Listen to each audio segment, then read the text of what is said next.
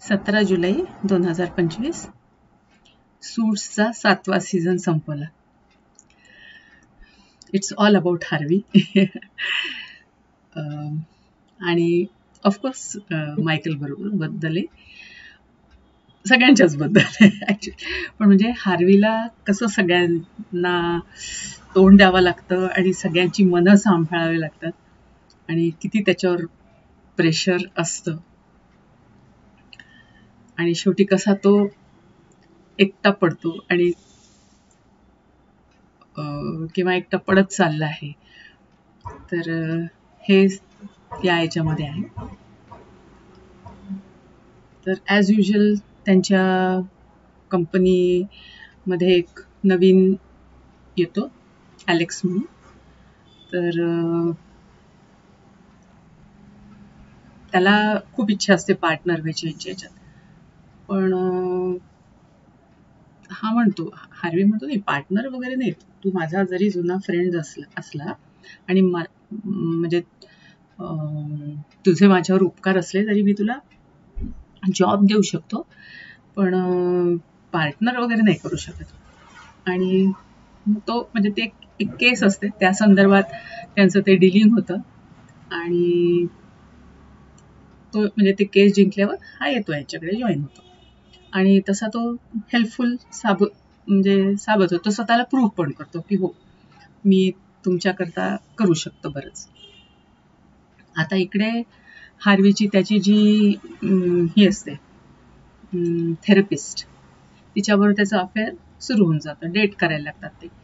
पण मग तिला कुठून तरी म्हणजे तिला शंका होतीच, असतेच, पण तिला डोनाशी म्हणजे प्रॉब्लेम असतो. तिला माहित असतं की हार्वी काही तिच्याशी रिलेशन तोडणार नाही, त्याच्यामुळे ती त्याला स्पष्टच म्हणते की तू तिला काढणार असशील तरच आपलं हे रिलेशन पुढे जाऊ शकते.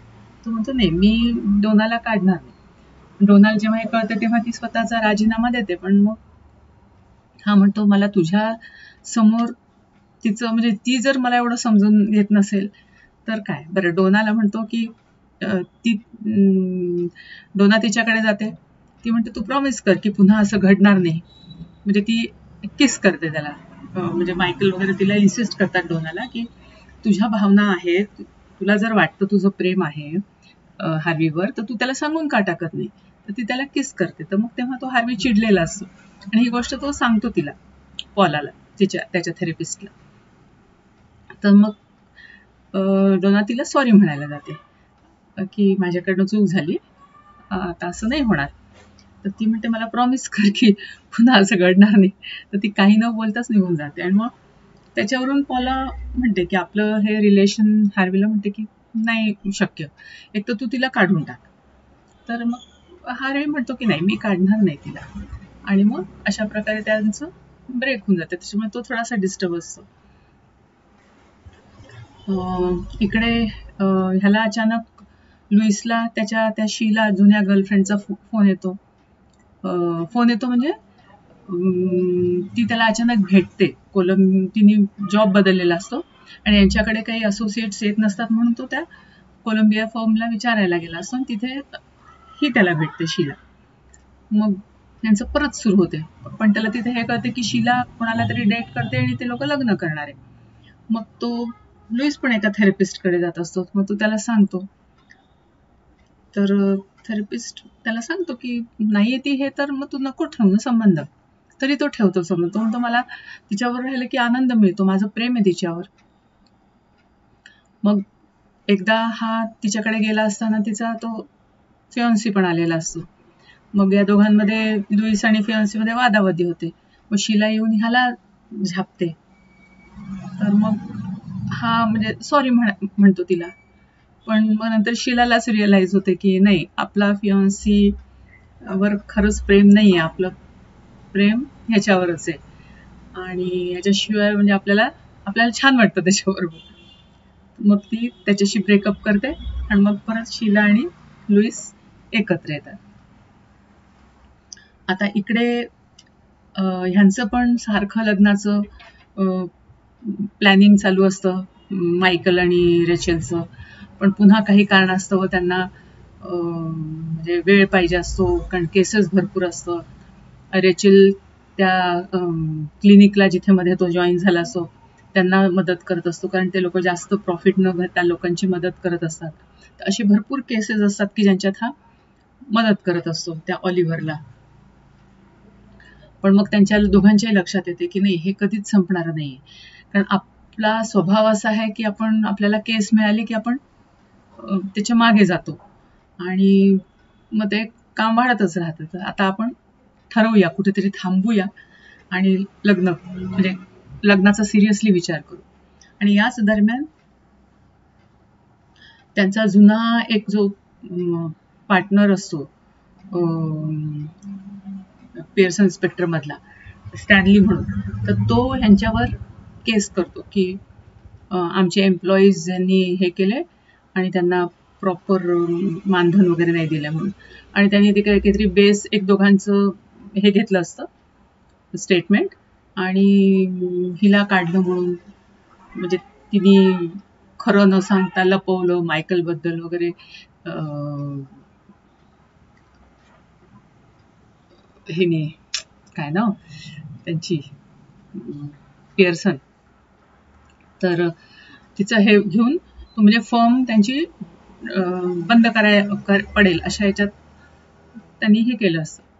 मग हे लोक रॉबर्ट झेनची मदत घेतात आणि त्याच वेळेस हिचा फोन येतो पिअर्सनचा टोकियोवरून की मला इथे तुझी गरज आहे, मला इथे फायर करण्यात आलंय, माझी म्हणजे आता मी लपवलं म्हणून माझं आता हे कॅन्सल झालंय, त्याच्यामुळे मी केस वगैरे लढू शकत नाही आणि मला आता इथे एक केस लढायची. तर मग त्याच्याकरता ती स्पेक्टरला त्यांनी बोलवलं असतं तिथे, हार्वीला. मग हार्वी तिकडे गेलेला असतो. तो मग आता सगळी मदार यांच्यावर असते, मायकलवर, लुईसवर, डोनावर वगैरे. मग त्यांनाही भरपूर प्रॉब्लेमचा सामना करावा लागतो, पण शेवटी रॉबर्टच्या मदतीने ते म्हणजे सक्सेसफुल होतात फर्म सांभाळण्यात आणि वाचवण्यामध्ये.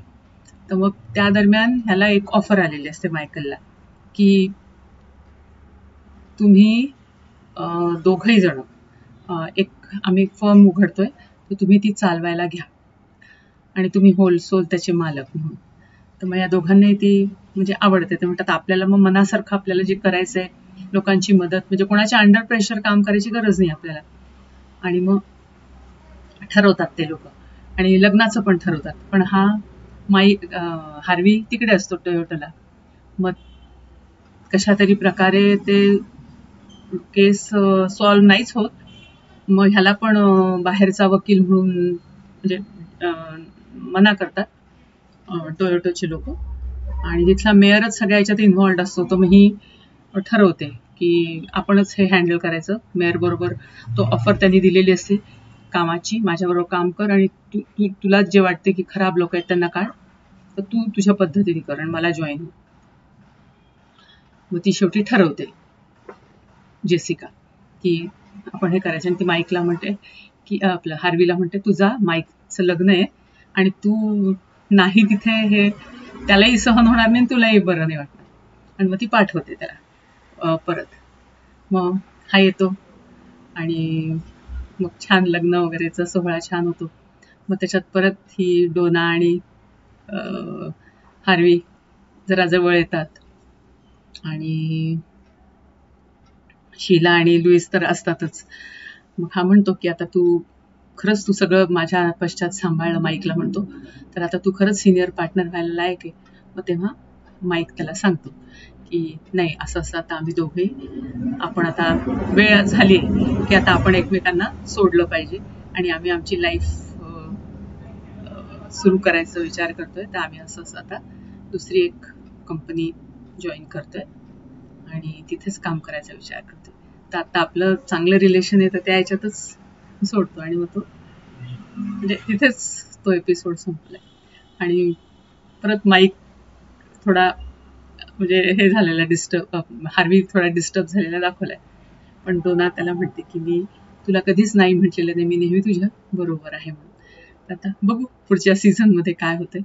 पण ओव्हरऑल सुंदर सिरीज आहे.